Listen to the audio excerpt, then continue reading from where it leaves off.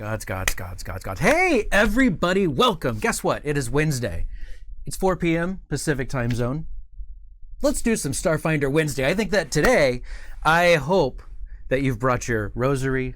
I hope that you have your book of choice, because today we're talking about gods, and what better way to talk about gods of Starfinder than to have a Starfinder god in the studio. Everybody, it's Rob G. McC. Hello. Thank you for joining us. You're welcome. Happy to be here. Starfinder Wednesday. So today, some of you might know this, especially Hillary. Welcome. If you follow the message boards, there's a thread that Hillary started for the Starfinder Wednesday, which is super awesome. Thank you so much for doing that. And today we were supposed to have a different show, which I kind of give a little preview of what the show is going to be on that message board. So people that can't make it, they like to put in questions, and I try to take those, and we, get some of those good questions out. So today it was supposed to be Joe Piscini talking about Liavara. Yeah, Liavara. Yeah. Am I saying that right? Now you are. Yeah. Liavara. I said it right the first time. Unfortunately, he's having a back issue or something. And he could not make it today. He's not here. He is resting comfortably. We hope he does better. Joe, we hope you're feeling better if you're watching at home. But in the absence, there was a vacuum was created, a vacuum in space, if you will. And Rob stepped in and was like, Dan, I've got you.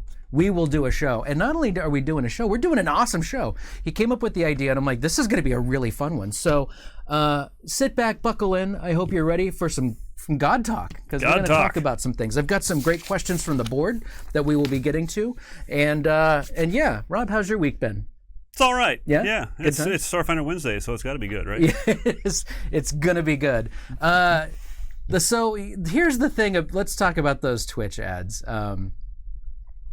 So Twitch does those ads. That we don't run those. The way that they've got them set up is if you're a subscriber, then or if you connect your Amazon Prime account to Twitch, they will remove those. And so you can do that. I think that if you're a subscriber, they don't give you the ads at all. But beyond that, no, we don't run those ads. We have a button here that I can push that says run an ad, and I've never used it. So I as far as I know, the only way to do that is to subscribe or to connect your Amazon Prime account to Twitch. If I'm wrong, please let folks know. Let me know in the chat. There's that. There's a button that says subscribe. If you're a Prime member, you have a free sub that you can use anyway. So, but yeah, I agree. I'm really sorry about those. We don't control those. Hillary, you are a VIP member. I put that VIP badge on you, so you're welcome to the club. Anyway, let's get to this. I kind of got off on a little ad tangent there. We want to talk about gods. And at first I was like, oh my gosh, how many gods are there in Starfinder? There's a lot. There's quite a few. There's 20 that are the core gods, though. Okay, so 20 core gods, but right. Even in a half hour. That's true. We're not going to be able to cover all of that. But I made you a VIP, Hillary, because you're awesome. But let's talk about this. Who created the gods in Starfinder? Like, who did that stuff? Well, I put together the pantheon, the whole thing. I didn't create all of them because those of us, or those people who came from Pathfinder, probably recognize several of those names. And that was one of the things I've talked on the stream before about how a lot of the initial stuff for Starfinder was what things from Pathfinder do we want to hold on to and bring forward, and what things do we don't. So that was kind of an interesting challenge right off the bat. Was we knew we wanted to have gods because they're a super important part of like a fantasy setting, and Starfinder is science fantasy. Yeah. So kind of one of the first things was, okay, well, we've got a pantheon of gods, of a lot of gods from Pathfinder. This is in the same universe. What do we want to bring forward? Who or what do we want to highlight? And then what new things do we want to bring in too? Because it's a new game and a new universe. So then, and that leads into probably the first question that I had was, there are some that kind of, I don't know if this is the right word, but there are some gods that made the cut from Pathfinder to Starfinder. What was the decision there? Because there's also a lot that didn't. And Was this a planned out thing? Was there a slide rule and a chart that says, okay, this one gets to go to Starfinder or not? Or what was that process essentially? How did that work? Yeah, it was. I mean, it was actually a lot of spreadsheets as opposed to slide rules. But in terms of me trying to figure out what sort of things we wanted to highlight, and there were all sorts of different things. So I mean, like besides the core question of like, oh, what's going to be new and what's going to be old, we needed to have a wide breadth of alignments, kind of hit all the alignments so that there would be at least one god for every alignment. Fair. More than some of that. We wanted gods we had 7 races in Starfinder in our core race. We wanted at least one god to tie to every race. So if you're playing a Sheeran, for example, there's one god who is an obvious choice for you.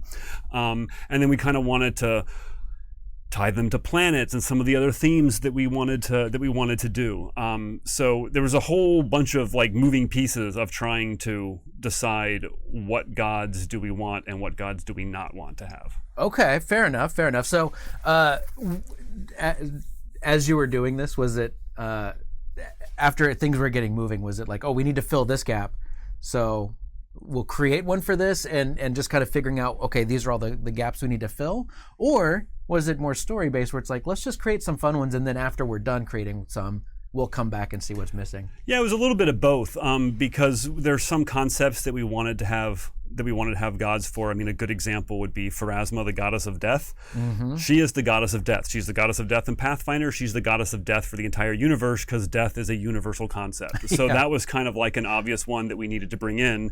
But then we also had concepts that were new to Starfinder. And I think a good example of that is the sort of drift and computers and all of that, which leads us to the god Triune, our machine god. Uh-huh. And Triune is a new god created for Starfinder, but Triune is made up of 3 other gods that kind of go back to Pathfinder as well. Triune's symbol has these sort of 3 circles because Triune has 3 aspects.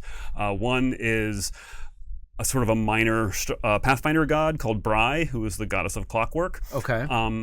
But in Starfinder, she's considered the sort of how technology is the foundation of everything. So you start with sort of clockwork and invention, and you go all the way up to, computers and androids.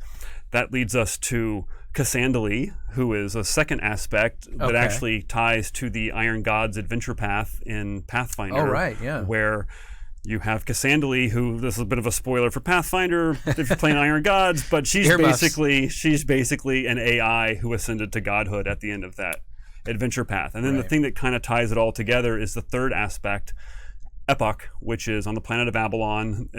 There's a bunch of robots that live there called Anacytes, and they've been, even back in Pathfinder days, they were creating this huge neural network that they were trying to create a god. And so for Triune's story, they were successful, but Epoch then connected with Bry and Cassandali, and they all kind of merged together into one big machine god, and they're the ones who granted drift travel to all of the universe, including the Pact World. So they're really like a key, and kind of gave drift engines so that people could access the drift and then have faster than light travel.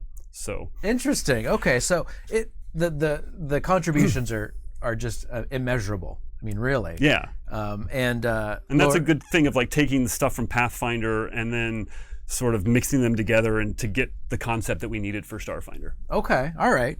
Let me ask you this. A question I'm just making up off the top of my head that I got from the message boards earlier.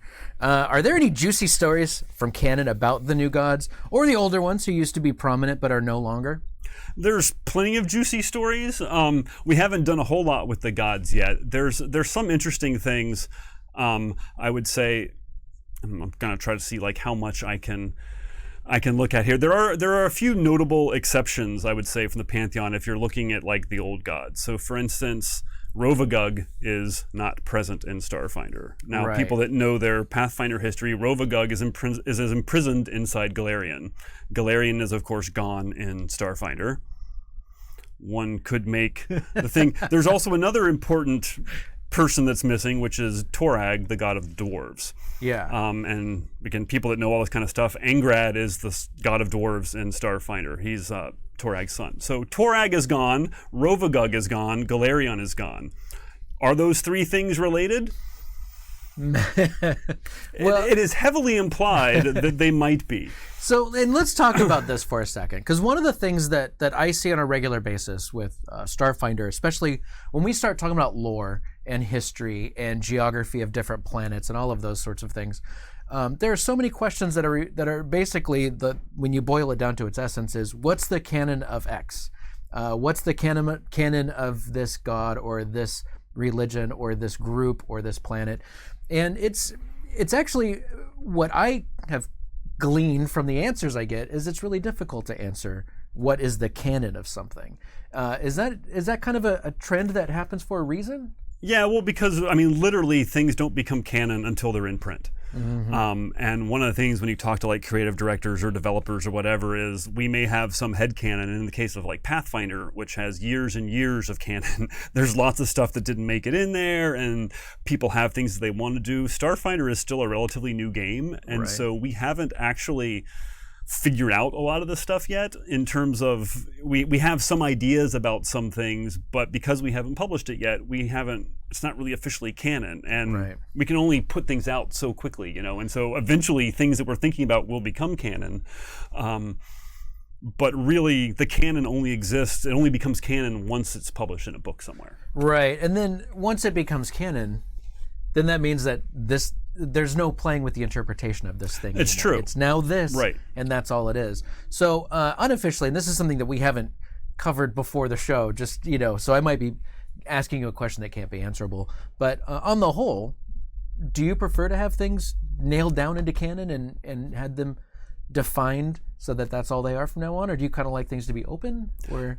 I kind of like things to be open, more so because that leaves adventure hooks for GMs to play with in their own games, of course. And it leaves that design space open for us. It's like we can't plan everything out in advance. And so, we may be talking about brainstorming something for one product, and then we think about something like, oh, it'd be so totally cool if we put that in there. And we can do that if we already figured out what everything is, then it's less flexible about what we can do with that kind of stuff. Yeah, that makes sense.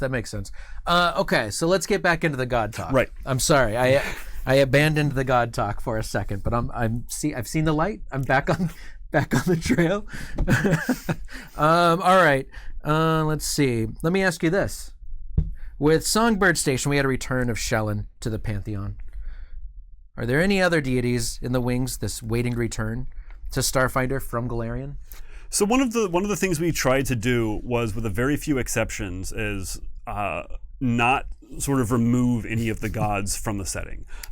There's a core 20 in Pathfinder, but then a whole lot of other gods as well that are more minor gods. And so one of the things that was interesting to do was to see, well, what gods in Starfinder are minor and major now? And there's one god that I'm a fan of, Bez Mara, the pirate queen, who's a good example of that. She was a relatively minor goddess in Pathfinder. She was a goddess of pirates and sea monsters and everything. And it's like, well, and she had some stuff to do in the Skull and Shackles adventure path back in Pathfinder. So when doing this, it's like, well, we're in space. There's going to be space pirates. Space pirates still need somebody. So Bez Mara went from being a relatively minor deity on Golarion to being one of the major deities of Starfinder now, because now she's the goddess of space pirates and space monsters, like the big giant amoebas and space worms that are flying around and all that kind of stuff. And so she's become a lot bigger because the universe is a lot bigger than just the oceans of Golarion. Oh, so it's like a goldfish. You put it in the bathtub and it'll grow bigger because it grows to its space. And the god's reach is like that as well. Interesting. But you mentioned Shaolin. She was one of the main gods of Pathfinder. Her brother, Zon Kuthan, also is there, also made the move to Starfinder. And Shaolin's mentioned in there. It's just that she's out looking for her brother now. So Shaolin is still a god, but she's not, within the Pact worlds, she's not as big as she used to be back in the days of Pathfinder. Okay. So we kind of wanted to do, if people that know all of the gods from Pathfinder, they can still use those gods. They're just not as common as they were back in the days of Pathfinder. Okay. Because times change. And the same reason that there's not a whole lot of people on Earth worshiping the Roman gods these days. Because we still know about them. But we still know about them, exactly. Gotcha. So, okay. So really, any of those gods, with the exception of ones that like I mentioned earlier, like Rovagug and Torag, who are just kind of gone somewhere else, pretty much everybody else is still available. They're just not as popular on a wide, system-wide scale, I guess we could say. Okay. So then is there a chance that we would see some, like Shaolin could come back? And because I do have some folks from Starfinder Society that are asking about that. And Totally. So is that something that could happen still? Yeah, it could. I mean, that's people. Again, this kind of gets back to the whole point that Starfinder is still relatively new. And when Pathfinder came out, there was just 20 gods. And then as the game went forward, more and more gods were introduced. And so we had that. But we also wanted to make, it's a new game, and we needed to have new gods too. Right. And so that's like Triune, or I kind of mentioned earlier about like we wanted a god for each of the core races. So, for instance, we have the goddess Hylax, the Forever Queen. She's a sort of insect god. She's the god of the Shirins. So that way, if you're playing a Shirin character, there's one god that's kind of obvious that you could go for. But she's also like the god of first contact and friendship. And so it kind of fits in with the sort of friendship. Yeah, well, because Shirins tend to be really friendly. Yeah. And there's a very obscure Pathfinder connection with this moon that was originally created in Pathfinder called Nchak, and they worshipped something called the Forever Queen, and we now know that was Hylax. They've been worshiping Hylax forever. Right. But she's also connected to the Swarm, which is this big threat in Starfinder, where she was the god of these insect race. They decided to become this big collective hive mind that would go and wipe out everything. And Hylax is like, okay, that's your choice. Maybe someday it'll come back to me. And that's the Shirins then kind of rediscovered her worship thousands of years later. All right. Let's do this one. So Hillary's jumping ahead because I have that exact same question right here on my paper, Hillary. It was the very next question, I promise. I was getting to it. But it is a good question. I like this. And I'm going to start off with the flavor text beforehand. Okay. So let's focus on the newer gods. Triune is hardwired into the drift and starship travel, but you have a number of deities: Horus, Ibra, Eurasa, that are super cool, but whose backstory is kind of thin. Are there plans to enrich our understanding of the newer gods and make them more real in the setting for players? Yeah, I don't know if there's direct plans per se. We don't do quite as much in Starfinder with the gods as, for instance, in Pathfinder, because we don't have like really a dedicated religious class like the cleric. We have the mystic, who can be religious. We have the priest theme that lets anybody be a priest of a god. But there's not as much, mechanical things that the gods give you. It really is flavor. I mean, at some point it would be great to do a sort of Gods of Starfinder book or something. It's just there's lots of other books we want to do as well. We have done a few articles in the Adventure Path dealing with some of the gods. Right. We did the Devourer, who's one of the new gods early on, I think in Starfinder number 2 in the Adventure Path. We're not doing those quite as regularly, but I would like to gradually explore some more of these things. And for right now, these sort of new gods, GMs can play around with them. They do elements of them make appearances in some of the adventure paths. Right. We do try, because they are part of the setting, but again, as with everything in Starfinder, it's like getting all the information out there. We can only do it so quickly. Well, that's kind of the thing too that seems to be like the common cry, which is we want more Starfinder stuff, and it's like we're trying. But we also want it to be good. We want to have good Starfinder stuff, and so I think there's a lot of protection around Starfinder, and rightly so. I don't think that that's misguided at all, but I do think that there is a little bit of we could just churn out books and all of that stuff, but something with this rich of a background and the potential for story, it's got to be done right, so. And we're talking about a whole galaxy worth of content too. So it's there's planets, there's races, there's gods, there's equipment, and it's like, how do we choose? And that's the fun part, is figuring out what we want to talk about when. Yeah, exactly. 100%. Okay, so let's talk about this now. When it comes to all the gods, again, there are plenty of gods that were created for Starfinder. There's plenty of new material to choose from. Yeah. But there's some older ones that were pretty. They were pretty prevalent in Pathfinder, and of course they're going to be prevalent in Starfinder, and the first one that comes to mind is Iomedae. That's the first one that I think of. Definitely. So why don't we talk a little bit about Iomedae and its move through the gap. Lori, I just said gap again. More information has been lost. I saw that comment. Through the gap and into Starfinder. So Iomedae was really interesting to play with because she is in Pathfinder, she's one of the ascended gods. She was immortal. She was born immortal on Galarian. She took the test of the Starstone and became a god. And I mentioned how we wanted to sort of make a god for each of the core races of the book. Well, we've never really had a human god in Pathfinder or anything like that. But we still wanted this connection. We kind of say in Starfinder that humans really came from Galarian. Even though Galarian is gone, that's where they came from. So Iomedae kind of went from this transition of just being like this sort of noble warrior goddess of battle and chivalry and everything to, she kind of took this shift with Galarian vanishing. She became the patron of humanity. She is a human who became a god. So who is better to be the sort of patron goddess of humanity? And so every god has a sort of title. So in Starfinder, her title is the Spirit of Galarian because she really is the spirit of this homeworld that the humans lost and kind of represents everything that is great about humanity. So she kind of made this shift. She's still about honorable battle and everything because that's her kind of core thing.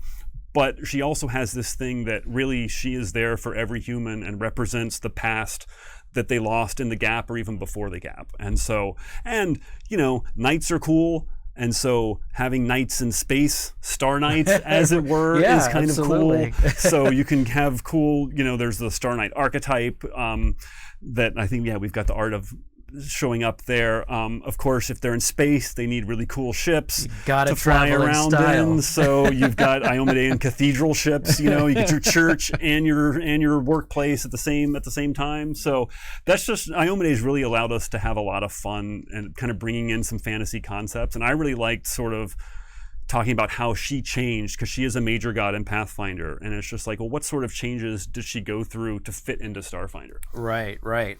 I think that again, I agree, Alinea. The cathedral ship is just amazing, and I feel like the ship, and it's like it's grandiosity. I'm going grandiosity. I'll support it. Thank you, Rob. Grandiosity.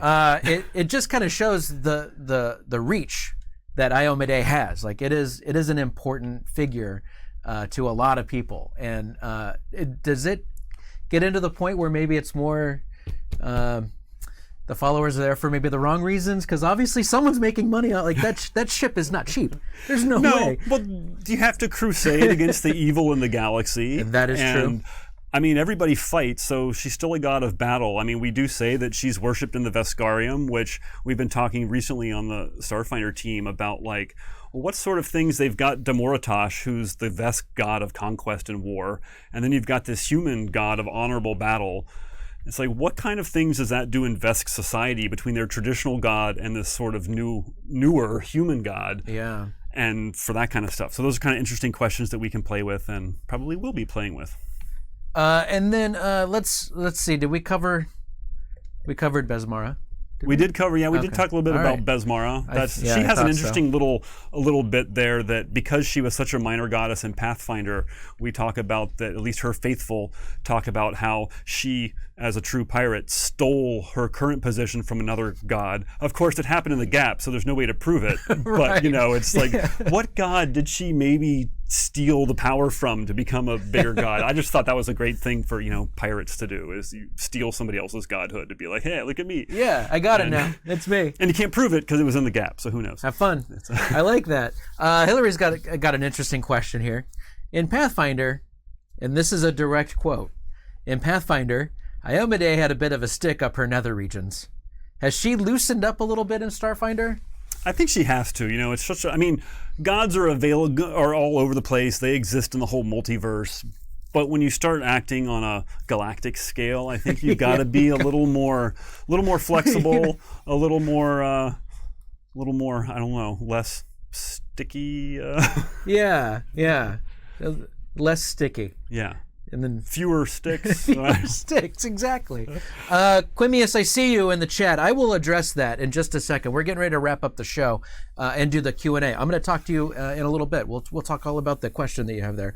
Yeah, it is. It's already Q&A time. We're already at the end of the first half hour.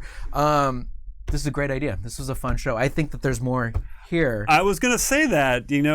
There's 20 gods plus even more. If you want to hear, maybe tell Dan to do more god shows. Hit up the message board. If we have a mod in the chat, put a link to the thread on our message boards, on our forums on Paizo.com. If there's no mod there, I will pop something in once we start Q&A. I'll put a link if I can find it really quick. If not, I might just try to do it later. And so, so that'll be it. So that's the first half. We're already done. All right. So I'm going to do a goodbye. Okay. And then we'll start Q&A with the lovely faces in Twitch chat. So try everyone.